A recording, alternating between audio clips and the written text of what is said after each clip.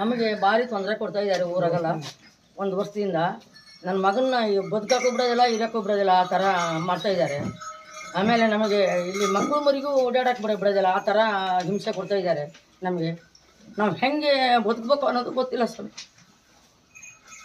ಆ ಥರ ನಮಗೆ ಹಿಂಸೆ ಕೊಡ್ತಾ ಇದ್ದಾರೆ. ನಮಗೊಂದು ಜಾಗ ಕೊಡ್ತು ಅಂತೇಳಿ ಮನೆ ಕಟ್ಟಾಗಿ ಜಾಗ ಹೋಗಿ ದುಡ್ಡು ಇಸ್ಕೊಂಡು 4,000 ರೂಪಾಯಿ ಇಸ್ಕೊಂಡು ಆ ಜಾಗ ಕೊಟ್ಟಾರೆ, ಆದ್ರೂ ಕೊಡೋದಿಲ್ಲ ಅಂತ ಹಿಂದಕ್ಕೆ ಇಸ್ಕೊಂಡ್ರು ನಮಗೆ. ನಾವು ಹೆಂಗಿರ್ಬೇಕು, ಇದಿಷ್ಟು ಜಾಗದಾಗ ನಾವು ಹೆಂಗೆ ಮಾಡ್ಕೊಂಡಿರ್ಬೇಕು, ನಾವು ಹೆಂಗೆ ಮನೆ ಮಠ ಮಾಡ್ಕೊಂಡಿರ್ಬೇಕು. ನನ್ನ ಮಗನಿಗೆ ಈ ಥರ ಗೋಳು ಕೊಡ್ತಾ ಇದ್ದಾರಲ್ಲ ನಮಗೆ ನಮ್ಮನ್ನು ಹಾಳು ಮಾಡಾಕಿದ್ದಾರಲ್ಲ, ಏನು ಮಾಡಬೇಕು ಈಗ? 2 ವರ್ಷದ ದಿನ ಆಯ್ತು ಇದೇ ಥರ ಮಾಡಿದ್ದಾರೆ. ನಮ್ಗೆ ಯಾರೂ ರಕ್ಷಣೆ ಕೊಡ್ತಾ ಇಲ್ಲ. ನಮಗೆ ಅದ್ರ ಸರ್ಕಾರದವ್ರು ಬಂದು ನಮಗೆ ಇಷ್ಟ ಕೊಟ್ಟವ್ರು ಸಾಕು ಅಷ್ಟೇ. ನಮ್ಮ ಬದುಕಕ್ಕೂ ಬಿಡೋದಿಲ್ಲ, ನಮ್ಮನ್ನು ಇರೋಕ್ಕೂ ಬಿಡೋದಿಲ್ಲ, ಆ ಥರ ಮಾಡ್ತಾ ಇದ್ದಾರೆ ನಮಗೆ. ನಿಮ್ಮ ಊರು ಯಾವುದು? ಮಡ್ಸೂರು. ಮಡ್ಸೂರು. ಏನಾಗಿದೆ ನಿಮಗೆ? ಏನ್ ಸಮಸ್ಯೆ ಆಗ್ತಾ ಇದೆ ಊರಲ್ಲಿ? ನಮಗೆ ಸಮಸ್ಯೆ ಅಂದ್ರೆ ಯಾವುದು ಮಾಡಕ್ಕೂ ಬಿಡೋದಿಲ್ಲ, ನಮಗೆ ಜಗಳ ಮಾಡ್ತಾರೆ. ಯಾರು ಊರ್ನವ್ರು ಎಲ್ಲ ಕೊಟ್ಟಾರೆ, ಊರಿನಲ್ಲಿ ಒಬ್ರು ಮಾತಾಡೋದಿಲ್ಲ, ನಮ್ಮ ಕೈ ಮಾತಾಡ್ಬೇಡಿ ಅಂತ ಮಾತಾಡ್ತಾ ಇಲ್ಲ. ಏನ್ ಮಾಡಿದಾರೆ? ದಂಡ ಗಿಂಡ ಹಾಕಿದಾರ? ದಂಡ ಹಾಕ ಈಗ ನಿಮ್ಮ ಊರಲ್ಲಿ ಯಾರು ಮಾತಾಡ್ತಿಲ್ಲ? ಯಾರು ಮಾತಾಡ್ತಿಲ್ಲ ನಮ್ಮ ಕೈ. ನಿಮ್ಗೆ ಬಹಿಷ್ಕಾರ ಹಾಕ್ಯಾರ? ಬಹಿಷ್ಕಾರ ಹಾಕ್ಯಾರ. ಮಾತಾಡಿದ್ರ ಹತ್ರ ಏನ್ ಮಾಡ್ತಾರೆ? ಮಾತಾಡಿದ್ರೆ ಅವ್ರಿಗೆ 5,000 ರೂಪಾಯಿ ದಂಡ ಹಾಕ್ತೀವಿ ಅಂತ ಹೇಳ್ಯಾರಂತೆ. ಊರೆಲ್ಲ ಯಾರಂಗ ಹಾಕಿರೋದು? ಯಾರ್ಯಾರು? ಅವ್ನ ಹೆಸರು ನಮಗೆ ಗೊತ್ತಿಲ್ಲ. ಒಟ್ಟು ಕಮಿಟಿಯರು. ಯಾವ ಕಮಿಟಿ ಅವರು? ಗ್ರಾಮದ ಕಮಿಟಿಯರು ಹಾಕ್ಯಾರ. ನಾವೀಗ ಇನ್ನೇನು ರಕ್ಷಣೆ ಇಲ್ಲ ಅಂದ್ರೆ ಅವರೇ ವಿಷ ಕೊಟ್ಬಿಡ್ಲಿ. ಅಲ್ಲ ಮತ್ತೆ ನಾವೀಗ ವಿಷ ಕೊಟ್ಬಿಟ್ಟು ನಾವು ದಯಾಮಾನ ಆಗಿ ಹೋಗ್ಬಿಡ್ತೇವೆ. ನೆಮ್ಮದಿಯಿಂದ ನಿಮಗೆ ಅವ್ರಿಗೆ ಅಷ್ಟೆಲ್ಲ ಅಷ್ಟಿಗೂ ಹಂಚಾರಪ್ಪ ಜಾಗನ. ನಮಗೆ ನಮ್ಮ ಮೇಲೆ ಅಷ್ಟು ದೌರ್ಜನ್ಯ ಮಾಡ್ಬೇಕು ಅಂದ್ರೆ ಏನು ಕಂಡಾರ ನಮ್ಮಿಂದ? ಅವರು ಮನೆ ಅನ್ಕೋಸ್ಕೊಂಡ್ರಲ್ಲ ನಮಗೆ. ನಮ್ಮ ತಾತನ ಕಾಲದಿಂದ ಇಲ್ಲೇ ಬದುಕ್ತಾರೆ ನಾವು. ಈ ಥರ ಇರಲಿಲ್ಲ. ಈಗ ಬಹಿಷ್ಕಾರ ಕೊಟ್ಟು ನಮಗೆ ಹಿಂಸೆ ಕೊಡ್ತಾ ಇದ್ದಾರೆ. ಹೊರಗೊಂಡ ಸ್ಥಿತಿಯಲ್ಲಿಲ್ಲ. ಮೊನ್ನೆ ಫ್ಯಾನ್ ಪುಡಿ ಮಾಡಿಬಿಟ್ಟಾರೆ, ಆಯ್ತಾ? ನಮ್ಮ ಮಗನ ಹೊಡೆದ್ರು. ಇಂಥವೇ ಗುಂಡಾಗಿರಿ ಮಾಡ್ತಾ ಇದ್ದಾರೆ. ಊರಾಗ ಯಾವ ಜನ ಕರ್ಕೊಬ ಅಂತಾರೆ ಹೊಡಿಯಾರು. ನಮ್ಮನ್ನು ಹೊಡಿತಾರಲ್ಲ, ಊರಾಗ ಯಾವ ಜನ ನಿಮಗೆ ಕರ್ಕೊಬರ್ರಿ ಅಂತಾರೆ. ಊರಲ್ಲಿ ಬಹಿಷ್ಕಾರ ಕೊಟ್ಟಿದ್ದಾರೆ. ಯಾರು ಬರ್ತಾರೆ ನಮಗೆ? ಬಂದ್ರೆ 5,000 ರೂಪಾಯಿ ದಂಡ ಅಂತಾರೆ. ಭಟ್ರಿಗೆ ಪೂಜೆ ಮಾಡೋ ಭಟ್ರಿಗೆ ನೀವು ಪೂಜೆ ಮಾಡಬೇಡಿ ಅಂತ ಬಂದು ಹೇಳಿದ್ದಾರೆ ಸೆಕ್ರೆಟರಿ ಅಧ್ಯಕ್ಷ. ಹೊರಡ ಕೊಟ್ಟದನ್ನು ವಾಪಸ್ ಕೊಟ್ಟೋದ್ರಿ ಮನೆಗೆ ಬಂದು. ದೀಪಾವಳಿ ಹಬ್ಬಕ್ಕೆ ಹೊರಡ ಹಾಕಿದ್ರು 2,000. ಆ ದುಡ್ಡನ್ನು ಕೊಟ್ಟದ್ದು ಮನೆಗೆ ಬಂದು ವಾಪಸ್ ಕೊಟ್ಟೋದು. ನೀವು ಕೇಸ್ ತಕ್ಕಡಿ ಅಂದ್ರೆ ನಾವು ತೆಗಿಯಲ್ಲಪ್ಪ, ಕೋರ್ಟ್ ಆಗೈತಿ, ತೆಗಿಯಲ್ಲ ನೀವು. ಆ ಉದ್ದೇಶದಿಂದ ನಮಗೆ ಕಿರುಕುಳ ಕೊಡ್ತಾ ಇದ್ದಾರೆ. ಸರ್, ನಿಮಗೆ ಏನಾಗಬೇಕಾಗಿದೆ ಈಗ? ನಮಗೆ ಆಯಿತಾ, ಇಲ್ಲ ರಕ್ಷಣೆ ಕೊಡಿ, ಇಲ್ಲ ದಯಾಮರಣ ಕೊಡಿ. ಅದನ್ನು ಗುಡ್ಡಗಾಡು ಇತ್ತು, ಅದನ್ನು ಏನು ಮಾಡಿದ್ರು ಲೆವೆಲ್ ಮಾಡಿ ನಾನು ಮನೆ ಕಟ್ಟೋಕ್ಕೋಸ್ಕರ ಸಿದ್ಧತೆ ಮಾಡ್ಕೊಂಡ ಮೇಲೆ ಇವರು ಹೋದ ವರ್ಷ ಒಂದು ಈ ನಮ್ಮವ್ರ ಮೇಲೆ ನಮ್ಮ 71ರಲ್ಲಿ ಒಂದು ಗಲಾಟೆ ಆಯಿತು. ತಹಶೀಲ್ದಾರ್ ಬಂದು ಗಲಾಟೆ ಮಾಡೋಕ್ಕೋಸ್ಕರ ಇವರೇ ಉದ್ದೇಶಪೂರ್ವಕವಾಗಿ 307 ಹಾಕಿದ್ರು ಅವ್ರ ಮೇಲೆ. ಯಾರ ಮೇಲೆ? ನಮ್ಮ ತಂದೆಯವ್ರ ಮೇಲೆ, ಉಳಿದವ್ರ ಊರಲ್ಲಿ 9 ಜನರ ಮೇಲೆ. ಅದನ್ನೇ ಬಲಪಡಿಸ್ಕೊಂಡು ಇವ್ರು ನನಗೆ ಅವರು ಸ್ವಲ್ಪ ಹಾರಾಟ ಜಾಸ್ತಿ ಆಗ್ಬಿಡ್ತು. ಒಂದು 7-8 ಜನರದ್ದು ಊರಲ್ಲಿ. ಮತ್ತು ಊರಾಗ ಎಲ್ಲರೂ ತೊಂದರೆ ಕೊಡ್ತಾಯಿಲ್ಲ, 8ರಿಂದ 10 ಜನ ಆ ಥರ ಮಾಡ್ತಾಯಿದ್ರು ಊರಲ್ಲಿ.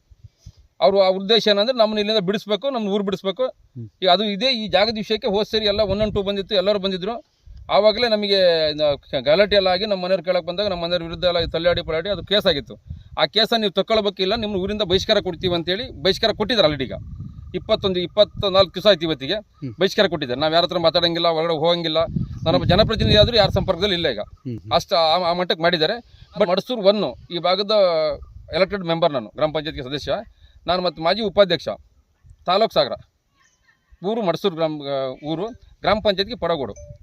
ಇವರು ಅದು ರಾತ್ರಿಗಟ್ಟಿ ಮನೆ ಎದುರುಗಡೆ ಬೈಕ್ ತಗೊಂಡು ಓಡಾಡೋದು, ಕೂಗೋದು, ಚೀರಾಟ ಮಾಡೋದು, ಯಾರೋ ಹೊರಗೆ ಬರ್ತಾರೆ ಗಲಾಟೆ ಮಾಡೋಣ, ಮತ್ತೊಂದು ಕೇಸ್ ಹಾಕ್ತಾನೆ ಇವ್ರ ಮೇಲೆ ಅಂತೇಳಿ ಭಾರಿ ದಿವಸ ನಡೀತಿದೆ ಈ ವಿದ್ಯಮಾನ. ನಮ್ಮ ಮನೆ ಬೀದಿ ಲೈಟನ್ನು ಆಫ್ ಮಾಡ್ತಾರೆ, ಇಲ್ಲ ಬೀದಿ ಲೈಟ್ ಕಟ್ ಮಾಡ್ತಾರೆ. ಇವತ್ತು 1 and 2 ಕರ್ಸಿದ್ವಿ. ಯಾಕಂದ್ರೆ ನಾನು ಬಂದರೆ ಮತ್ತೆ ನನ್ನ ಮೇಲೆ ಗಲಾಟೆ ಅನಾವಶ್ಯಕ ಗಲಾಟೆ ಮಾಡ್ತಾರೆ. ಅವರೇ ಗಲಾಟೆ ಮಾಡಿದ್ರು ನಮ್ಮ ವಿರುದ್ಧ ಕೇಸ್ ಕೊಡ್ತಾರೆ. ಹೌದು, ಅಲ್ಲಿ ನಾನೊಂದು ನೀರಿನ ಟ್ಯಾಂಕಿಗೋಸ್ಕರ, ಸಾರ್ವಜನಿಕ ನೀರಿನ ಟ್ಯಾಂಕಿ ತೊಟ್ಟಿಗೋಸ್ಕರ ಅವ್ರು ನನ್ನ ಗಾಡಿ ಬಾಡಿಗೆ ತಗೊಂಡಿದ್ರು. ಅದು ಬಾಡಿಗೆ ತಗೊಂಡು ಅಲ್ಲೇ ಇತ್ತು. ಇನ್ನೊಂದು 4-5 ದಿವಸ ಕೆಲಸ ಇದೆ. ಒಂದು 3 ತಿಂಗಳಾಗಿತ್ತು. ಇಲ್ಲಿವರೆಗೆ ಯಾರೂ ಮಾಡಿಲ್ಲ ಆ ಕೆಲಸನ. ಯಾರೂ ಆ ಕೆಲಸ ಮಾಡಿಲ್ಲ ಇಲ್ಲಿವರೆಗೂ. ಮೊನ್ನೆ ರಾತ್ರಿ ಇವರೇ ಕಿಡಿಗೇಡಿ ನಮ್ಮೂರವ್ರು ಹೋಗಿ, ಬೇರೆ ಯಾರೂ ಅಲ್ಲ, ನಮ್ಮೂರಿನವರೇ ಒಂದು 4-5 ಜನ ಹೋಗಿ ಆ ಗಾಡಿ ನಿಂತು ಅಲ್ಲಿ ಕಲ್ಲಲ್ಲಿ ಹೊಡೆದು, ಬಡಿಗೆಲ್ಲಿ ಹೊಡೆದು ಎಲ್ಲ ಡ್ಯಾಮೇಜ್ ಮಾಡಿದ್ದಾರೆ.